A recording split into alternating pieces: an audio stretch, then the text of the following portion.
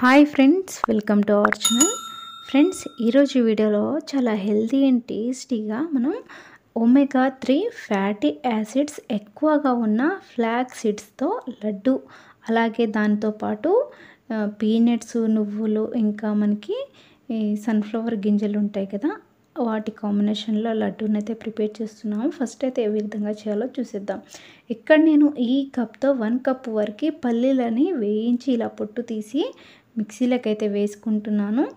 దీనితో పాటు ఇక్కడ నేను ఆల్రెడీ ఈ సన్ఫ్లవర్ సీడ్స్, అలాగే మనకి ఫ్లాక్ సీడ్స్ రెండు కూడా ముందే వేయించి పెట్టుకున్నాను. ఈ ఫ్లాక్ సీడ్స్ వచ్చేసి మనకి 1.5 కప్పుల వరకు తీసుకోవాలి. ఈ సన్ఫ్లవర్ గింజలు వచ్చేసి 1 కప్పు తీసుకున్నాను. ఇప్పుడైతే నేను మిక్సీలోకి 2 కప్పులు వేసుకున్నాను కదా, మిగిలిన హాఫ్ కప్పు ఈ ఫ్లాక్ సీడ్స్, ఇందులో మనకి ఒక హాఫ్ కప్పు వరకు రెండు కలిపి 1 కప్ అయింది. ఇవి నువ్వులు తీసుకున్నాను.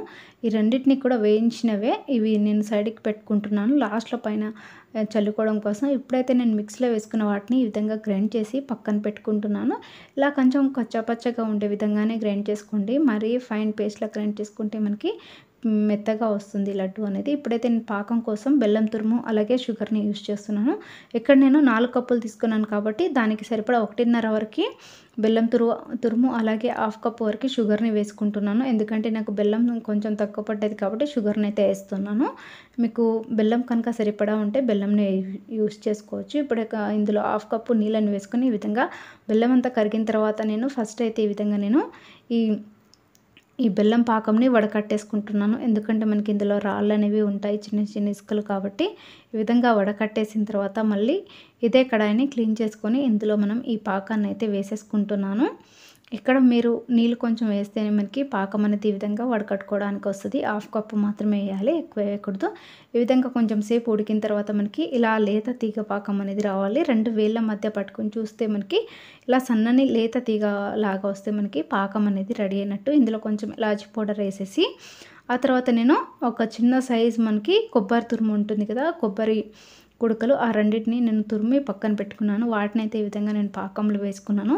ఆ తర్వాత మనం మిక్సీలో గ్రైండ్ చేసుకున్నాం కదా, ఆ పౌడర్ని అంతా కూడా వేసేసాను. అందులోనే మనం సైడ్కి పెట్టుకున్న అవిసె గింజల, అలాగే మనకి నువ్వులు ఉన్నాయి కదా, నువ్వుల్ని గ్రైండ్ చేయకుండానే డైరెక్ట్గా ఈ విధంగా వేసేసుకుంటున్నాను. ఎందుకంటే మనకి ఇలా డైరెక్ట్గా మనకి నువ్వులు తినేటప్పుడు తగిలే విధంగా ఉంటేనే బాగుంటుంది. ఈ విధంగా మనం ఈ పాకంలోకి వేసుకొని మొత్తం ఈ విధంగా కలుపుకుంటూ మనం దీనిని సిమ్లో పెట్టుకొని ఒక 2-3 నిమిషాల పాటు కొంచెం దగ్గర పడనివ్వాలి. ఇక్కడ మనకి చేతితో పట్టుకోగానే ముద్ద అనేది వచ్చేటట్టుగా ఉండాలి. ఒక 2-3 నిమిషాల పాటు అయిన తర్వాత ఇక్కడ నేను 1 స్పూన్ వరకు నెయ్యిని అయితే యాడ్ చేస్తున్నాను. ఇక్కడ మీరు కావాలంటే వేసుకోవచ్చు, లేదా స్కిప్ అయినా చేసుకోవచ్చు. నెయ్యి వేసిన తర్వాత మొత్తం ఈ విధంగా కలిపేసుకుంటున్నాను. ఎందుకంటే మనకి ఆల్రెడీ ఫ్లాక్ సీడ్స్లోకించి ఆయిల్ అనేది బయటకు వస్తుంది. కాకపోతే నేను జస్ట్ లడ్డు ఫ్లేవర్ టేస్ట్ బాగుంటుందని చెప్పేసి వేస్తున్నాను. ఇలా మొత్తం ఈ దగ్గర పడిన తర్వాత చూడండి మనకి ఈ విధంగా వస్తుంది. ఇలా రాగానే నేను స్టవ్ ఆఫ్ చేసేసి కడాయిని కిందికి పెట్టేశాను. ఇలా మనకి కొంచెం దగ్గరికి పడి కొంచెం గట్టిగా అవుతుంది. ఇలా అవ్వగానే నేను ఆల్రెడీ మనకి చేయికి కొంచెం నెయ్యి ఉంది కాబట్టి ఇది కొంచెం ఒక 5 మినిట్స్ అలా చల్లారనిచ్చి చేయితోని ఈ విధంగా నేను లడ్డూనైతే ఒత్తేసుకుంటున్నాను. ఇక్కడ చూడండి లడ్డు అయితే ఈ విధంగా రెడీ అయిపోయింది. మనకి ఈ పాకం అనేది కొంచెం ముదిరి పాకం చేసుకుంటే మనకి లడ్డూలు అనేవి కొంచెం గట్టిగా వస్తాయి. ఇలా కొంచెం ముదిరి పాకం కాకుండా మరీ లేత పాకం కాకుండా నేను చూపించిన విధంగా 2 చేతులతో పట్టుకునేవి కానీ మనకి 2 వేళ్ళ మధ్యలో లేత తీగ పాకం వస్తుంది కదా, అలా వస్తే సరిపోతుంది. ఆ తర్వాత మనం ఈ విధంగా చిన్న చిన్న సైజు లడ్డూల్ని చేతితో పిండిని తీసుకొని లడ్డూల్లా ఒత్తేసుకుంటే మనకి అవిసె గింజలతో టేస్టీగా లడ్డూలు అయితే రెడీ అయిపోతాయి. నేను తీసుకున్న ఈ 4 కప్పుల క్వాంటిటీకి నాకు 2 కప్పుల ఈ స్వీట్ అనేది కరెక్ట్గా సరిపోతుంది. మీకేమైనా కొంచెం తక్కువ అనిపిస్తే ఇంకొంచెం హాఫ్ కప్పు లేదా 1 కప్పు వరకు ఎక్స్ట్రాగా యాడ్ చేసుకోవచ్చు. ఎందుకంటే మనకి ఇందులో స్వీట్ అనేది ఎక్కువ పట్టదు. ఈ విధంగా అయితే నేను అన్ని లడ్డూలని రెడీ చేసుకొని ఈ విధంగా ప్లేట్లో అయితే సర్వ్ చేసుకున్నాను. టేస్ట్ కూడా చాలా బాగుంటుంది. అవిసె గింజల్ని డైరెక్ట్గా తినకుండా ఇలా లడ్డూ లాగా చేసుకొని తింటే టేస్ట్ కూడా చాలా బాగుంటుంది. పిండిని మెత్తగా గ్రైండ్ చేయకుండా ఈ విధంగా చేస్తే మనకి లడ్డూలు అనేవి పర్ఫెక్ట్గా వస్తాయి.